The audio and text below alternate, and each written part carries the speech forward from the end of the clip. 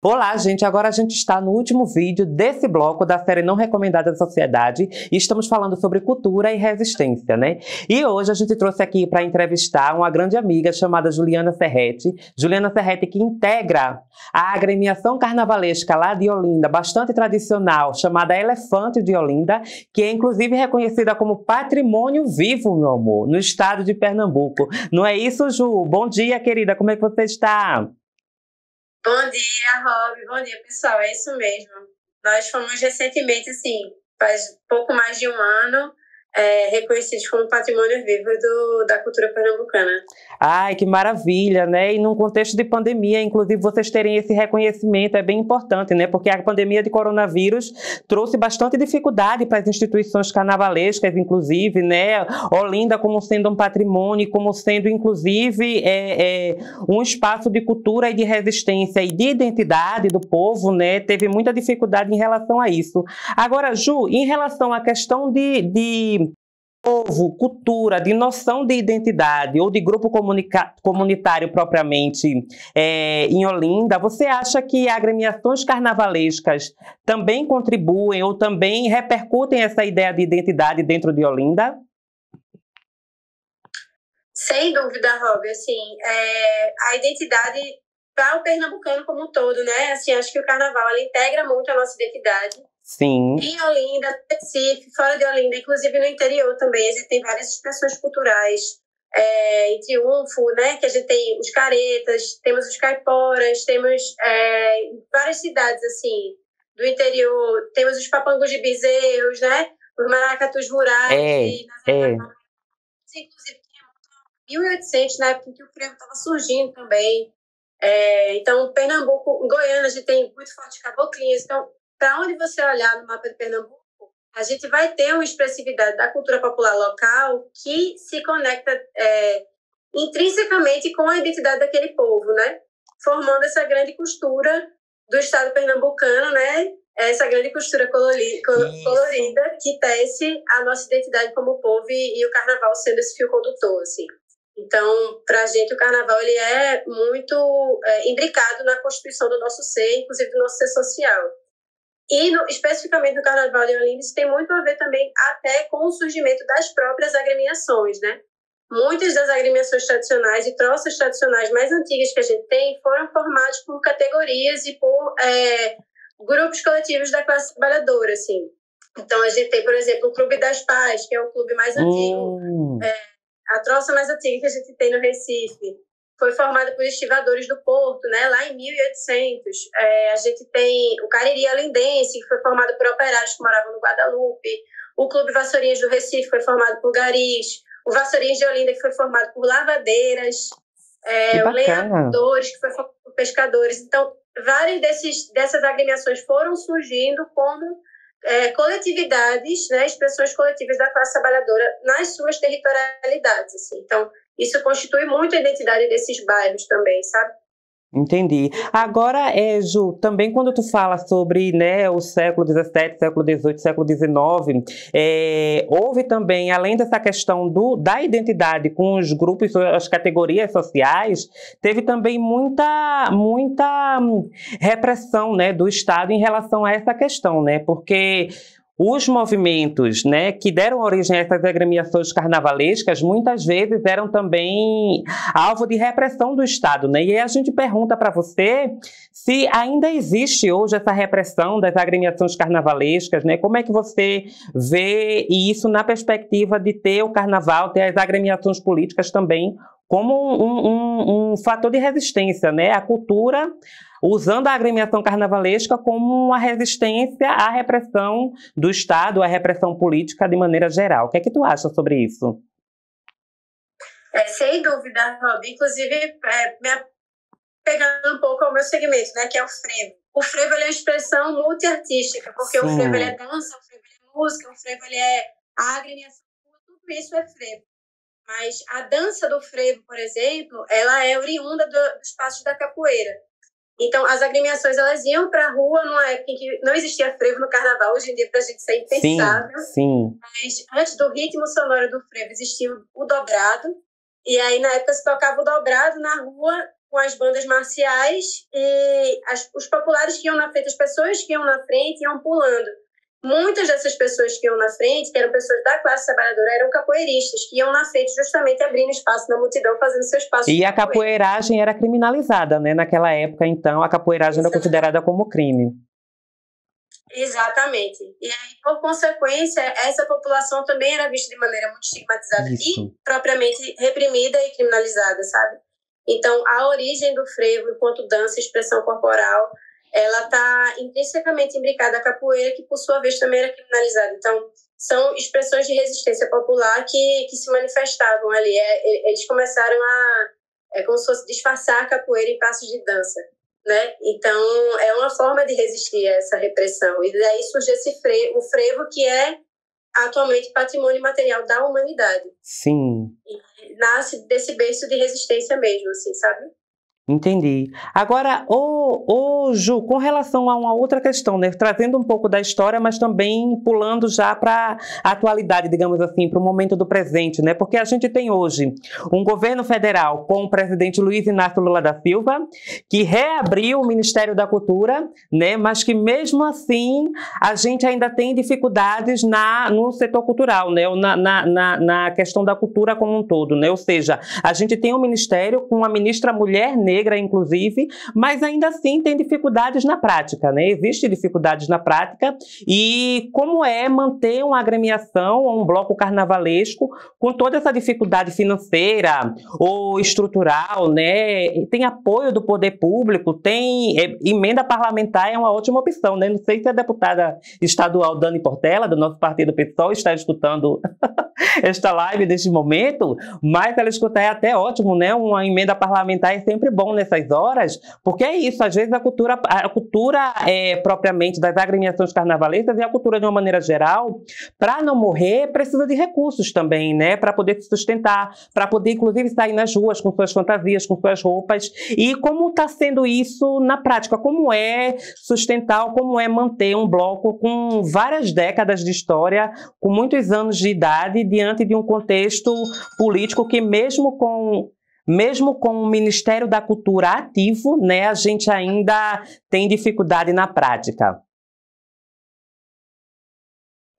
Particularmente aqui na região metropolitana do Recife, em termos de carnaval, é uma situação de resistência mesmo, porque, resgatando um pouco a questão da memória da identidade, o frevo surge no Recife, o carnaval de rua aqui em Pernambuco, ele se manifesta muito na região metropolitana através do frevo, mas a gente tem que lembrar que o bairro que deu origem ao frevo, que é o bairro de São José, ele foi absolutamente obliterado pelas antigas ruas que existiam, as antigas casas, os antigos trajetos que constituíam a identidade e a memória daquele povo que fez aquelas agremiações originais, foram completamente apagados pelo capital, né? Por causa das modificações urbanas, das grandes reformas urbanas que aconteceram no Recife na época.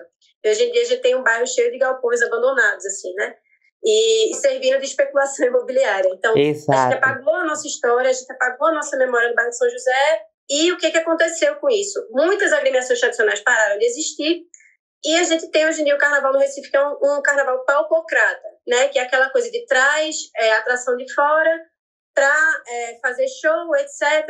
E essas atrações vão embora, o nosso carnaval tradicional ele fica meio amigo ali, à margem, tentando resistir de alguma forma. Então, é muito difícil para quem faz agremiação de rua no Recife seguir resistindo. Existem incentivos, né? Não vou dizer que não, existem incentivos, existem editais, a gente tem uma cultura que é muito importante, a gente tem políticas de cultura do Estado que são muito importantes, e políticas municipais também, mas não são suficientes, infelizmente, para os fazedores de cultura, porque esses editais eles funcionam através de ciclos. Então, quando passa o ciclo carnavalesco, como é que fica? Usando o ciclo carnavalesco como exemplo, mas a gente pode falar do ciclo junino, a gente pode falar do ciclo natalino, a gente pode falar de todos os ciclos de cultura. Quando os ciclos eles se esgotam, como é que fica essa cadeia produtiva? Como é que ficam esses trabalhadores da cultura? Porque quando a gente fala em termos de cantores e cantoras e pessoas que têm mais expressividade, figuras que têm mais expressividade, fica até um pouco menos difícil para eles, não que não seja difícil para eles também. Mas quando a gente fala dos fazeres tradicionais, dos saberes tradicionais, né, das costureiras, das bordadeiras, né, dos porta-estandartes, desses operários da cultura que são invisibilizados nessa cadeia produtiva, como é que fica esse pessoal, entende? Então, para esse pessoal é muito difícil. Especificamente em Olinda, também existe muita dificuldade, né? A gente tem um carnaval um pouco mais preservado, porque o sítio histórico foi tombado fisicamente, Sim. então ele não sofreu com esses impactos da especulação imobiliária, ele não sofreu com esses impactos das grandes mudanças urbanísticas pautadas pelo capital, mas, ao mesmo tempo, a gente tem uma cidade que tem uma arrecadação que depende muito do carnaval e que depois que o carnaval passa, essa arrecadação de certa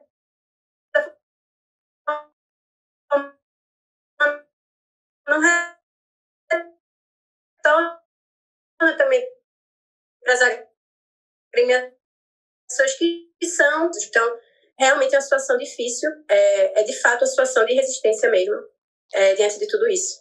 Sim. Ju, deu uma cortadinha aqui pra gente nesse final da tua fala, mas eu acho que tu estava se referindo à questão da dificuldade das agremiações, né? Inclusive, esse contexto de pandemia, propriamente, foi muito difícil para o pessoal que trabalha com cultura, né? Eu tenho um irmão, por exemplo, que ele é percussionista e basicamente ele chega e diz para mim que só consegue ganhar dinheiro quando está o Carnaval, ou São João, ou Natal, ou alguma festividade num período do calendário que a gente tem, né? E como é que a gente também, ao mesmo tempo que se preocupa com a questão da renda das pessoas que vivem da cultura, que vivem única e exclusivamente da cultura, mas também como é que a gente projeta isso para o futuro, né? Como é que a gente também pode estar trabalhando situações como essa no futuro, em que a cultura ou as pessoas que trabalham para a cultura estejam preparadas para situações de isolamento social ou de quarentena, de coronavírus ou de qualquer outra questão de ordem sanitária, por exemplo, né? Porque a gente tem hoje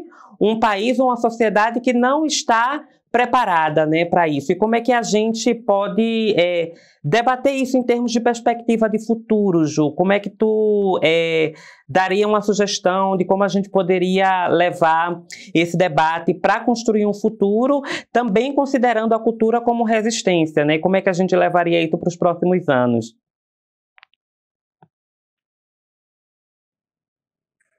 Seria muito importante a gente encarar a cultura como direito fundamental, sabe? Não apenas a ter acesso à cultura, mas também a fazer cultura. Sim. Fazer conhecimento, fazer história, fazer cultura memória, fazer cultura é direito fundamental. Então, isso tem que ser encarado como uma política de Estado. E as pessoas que fazem cultura, sobretudo esses ofícios mais tradicionais, esses ofícios mais invisibilizados com o tempo, dessa cadeia produtiva, dos pequenos fazedores de cultura, né, que são invisibilizados pelas grandes esteiras e tal, essas pessoas precisam ser valorizadas como mestres de saberes populares, sabe? Como mestres de conhecimentos populares, assim. E fazer disso uma política de Estado. A gente tem uma perspectiva do governo, a gente tem uma perspectiva do governo Lula agora mais favorável à cultura, né? Então a gente está bem esperançoso com isso, mas reforçando sempre essa lógica de que a cultura não pode ser vista como algo sazonal. O carnaval não pode, já que ele faz parte, já que ele integra a nossa identidade enquanto povo, ele tem que ser visto como algo permanente e não como algo restrito a um ciclo específico ou a outro ciclo específico, sabe? Eu acho que é algo nesse sentido. Ah, Ju, que maravilha. Olha, antes de terminar, eu queria agradecer a presença aqui de você para trazer, né, esse tema tão rico, essa temática tão rica, tão importante sobre a nossa cultura, sobre a nossa identidade pernambucana, né? Avisar o pessoal do Brasil todo que acompanha a Fundação Lauro Campos e que segue meu Instagram, Instagram da Fundação, que o Carnaval em Olinda já começou, hein? Começa com 6 meses de antecedência, já vão comprando as passagens aí, cuidado nas falências de empresas de companhias aéreas, mas assim, com muito cuidado, vale a pena comprar, porque o Carnaval em Olinda, em Pernambuco, começa com antecedência, hein? Já comprem as passagens. Ju, para terminar, diz aí quem quiser conhecer um pouco mais sobre o elefante, qual é o @, a hashtag, fala aí pro pessoal. Quem quiser, a gente tem uma página de Instagram, né, que é a @Elefante de Olinda, o @Elefante de Olinda. Nós somos patrimônio vivo do Estado de Pernambuco, com muito orgulho, com muita luta para conquistar esse título. Temos muito orgulho. Isso, nascemos em 1952, saímos aos domingos de carnaval. Então, quem estiver por aqui no Carnaval de Pernambuco, nós saímos no Carnaval de Olinda, né, aos domingos à noite. vocês podem conhecer um pouco mais da história do elefante participando de um dos nossos desfiles. É isso. Vocês vão amar, gente, o Carnaval de Olinda. Não é porque eu sou de Pernambuco, não, né? Mas, assim, vocês vão adorar, pode ter certeza. Ju, querida, muito obrigada, viu? Olha, daqui a pouco eu estou voltando para Recife, amanhã mesmo eu estou voltando e depois a gente bate um pouquinho mais de papo sobre isso, tá bom? Em Olinda mesmo, já nas prévias. Tchau, querida, um beijo. Então é isso, gente. A gente termina esse bloco afirmando para vocês que cultura é isso. Cultura sou eu, cultura é você, cultura é a nossa identidade, cultura é o nosso senso comum de comunidade que muitas vezes não é valorizado, né? Porque a nossa cultura popular, preta e periférica é uma cultura não recomendada à sociedade.